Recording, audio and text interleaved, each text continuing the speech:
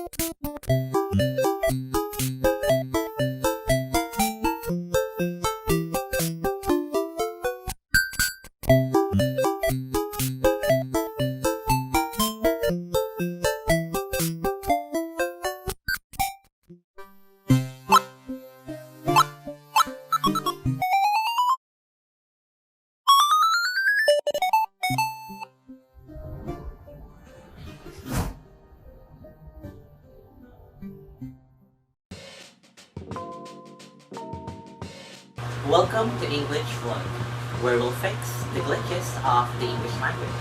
Hi, my name is Row, a student at Polytechnic University of the Philippines with a program of English Language Studies.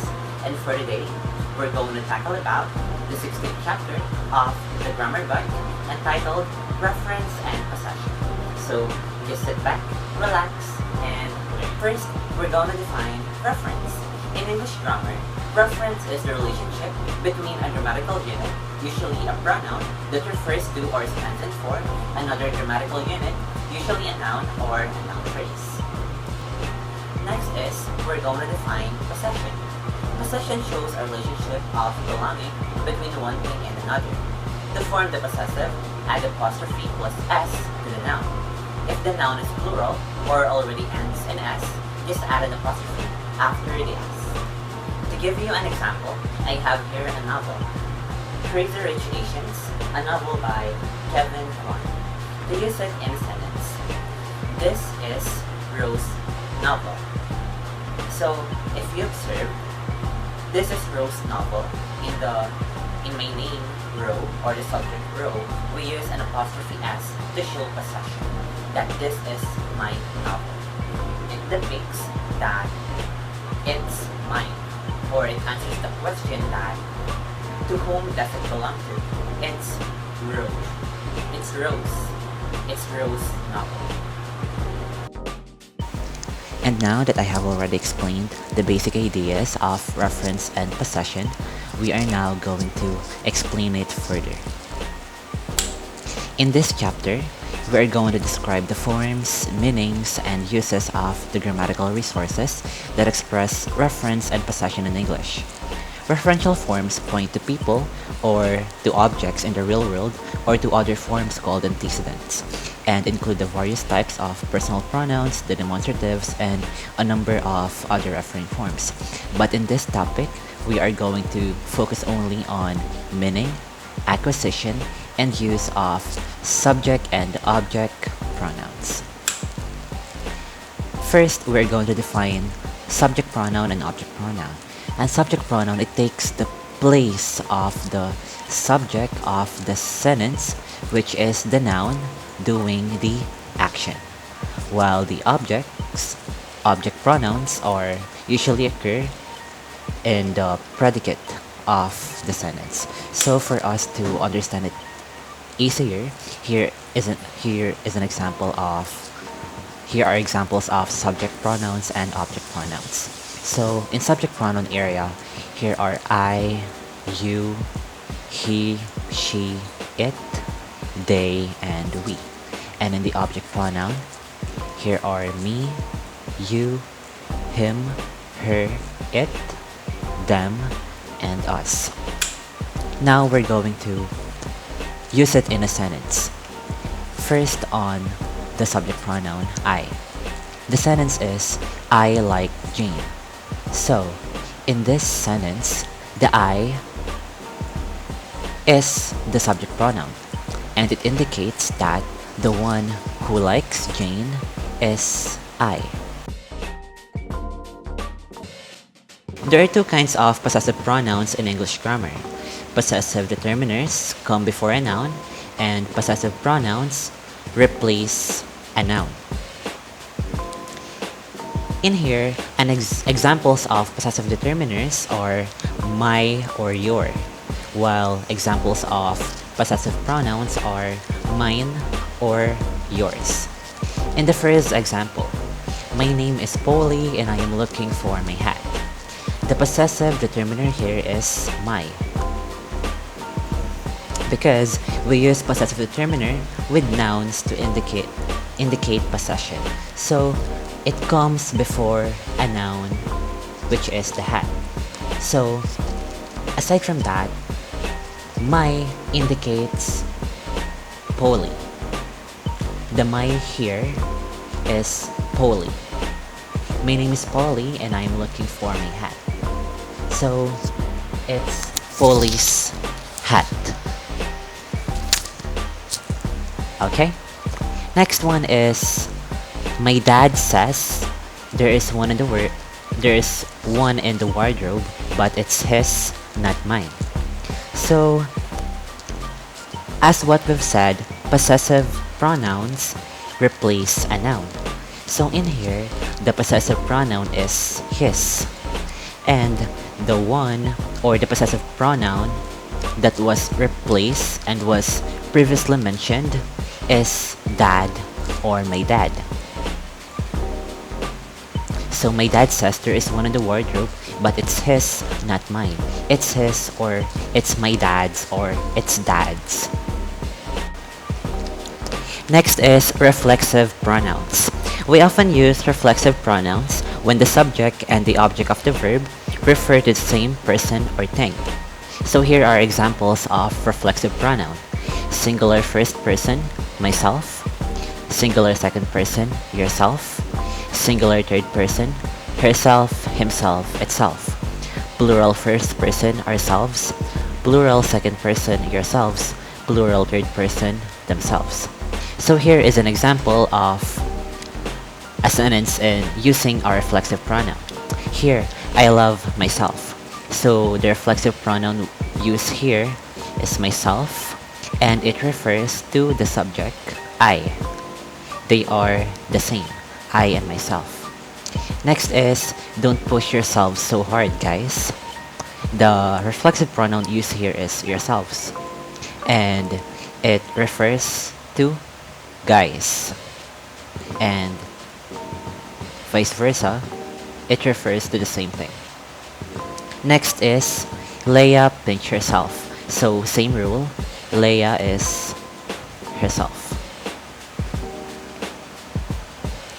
Reciprocal pronouns. Two other phrasal forms routinely used to express personal reference are the reciprocal pronouns, each other and one another. Like reflexive pronouns, both replace noun phrase objects that typically refer back to noun phrase subjects in the same sentence. However, for these forms, the subject must be conjoined or plural. So in reciprocal pronouns, usually it uses each other and one another. So now we're going to use it in a sentence. Martha and Grace can't stand each other. In here, each other refers to the subjects Martha and Grace. And in the second sentence, one another also refers to the 7 children in the family. Particular comparison. The particular comparatives can be used like pronouns or adverbs to refer to something in prior discourse. In here is a sentence. I finished my milk, he offered me more. The more means, here, the more means more milk, in addition to what the speaker had finished. And note that many of the comparative reference forms allow us to say something more elliptically and concisely. Therefore, we can avoid repetition. Instead of saying, I finished my milk, he offered me more milk. Here in the sentence, we effectively use, I finished my milk, he offered me more. Demonstrative reference. The demonstrative determiners of English vary along 2 dimensions, proximity and number. So here, we use this if it's singular and it's near. and we use that if it's singular and it's for. We use this if it's near and it's plural, and we use those if it's plural and for. And like the possessives, the demonstratives can also function as pronouns. So it can function as pronouns, as well as determiners, and can represent an entire subject or object noun phrase. Therefore, one can say, please fill this form or these forms out. So here, it functions as a determiner. And another example, if the context makes the noun form or forms clearly, just say, please fill this or this out, if so that it will function in a pronominal way.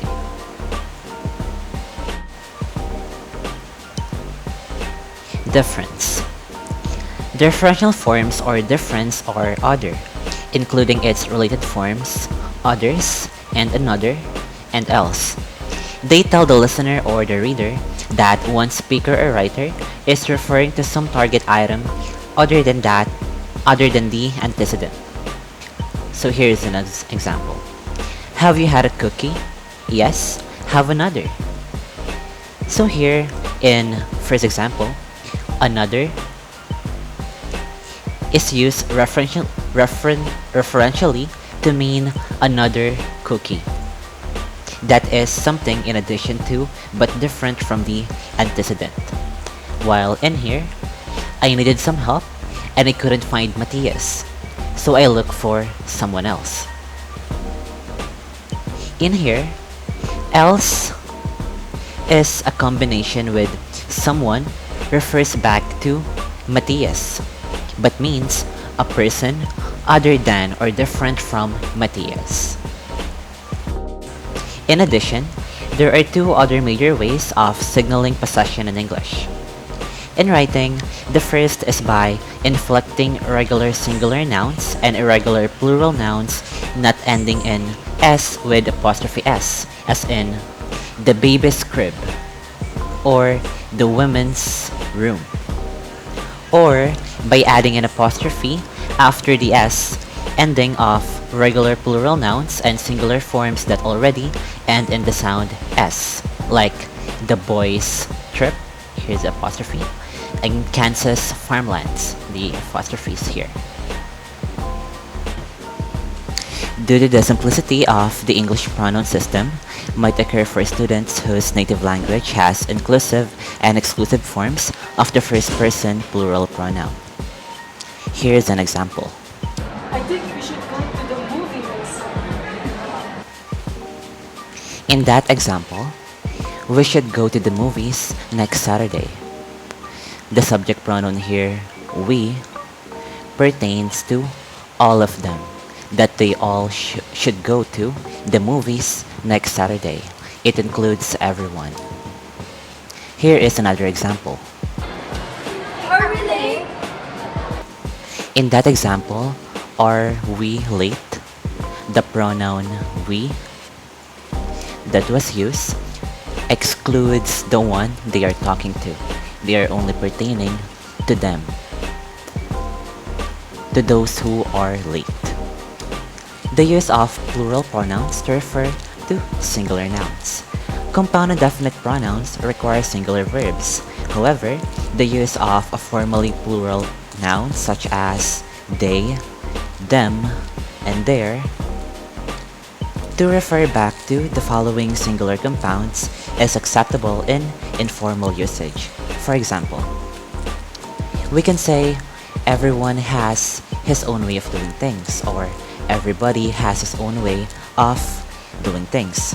In here, we can also say that everyone and everybody has their own way of doing things, because in informal usage, it is acceptable and the use of plural noun their to refer back to an indefinite pronoun everyone and everybody is acceptable. Actually, there was a conversational analysis that reports everyone and their combination usually occurs. The same preference will carry over to the other indefinite pronouns and will result in their increasing acceptability in combination with plural pronouns. Just like, has anybody brought a watch with them? In informal usage, this is acceptable. Then the indefinite pronoun anybody refers back to the plural pronoun them. So there. And the study was extended and it concluded that indefinite pronouns to include other antecedents as well. The proponent proposes that an antecedent allowing co-reference with singular they must be unspecified in terms of number, gender, and referentiality, and must be an unmarked pronoun. For us to understand it better and easier, here are some examples. No one sends their children to public school anymore. In that example video, the antecedent no one allows co-reference with the singular there. And it is not specified, and they is or they or there is an unmarked pronoun. Here is another clip. Has anyone lost their pen? And in here, the indefinite pronoun refers back to the unmarked pronoun there. Has anyone lost their pen? So anyone refers back to there.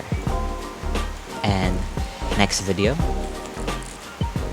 Whoever gets to imagine that they might become an artist.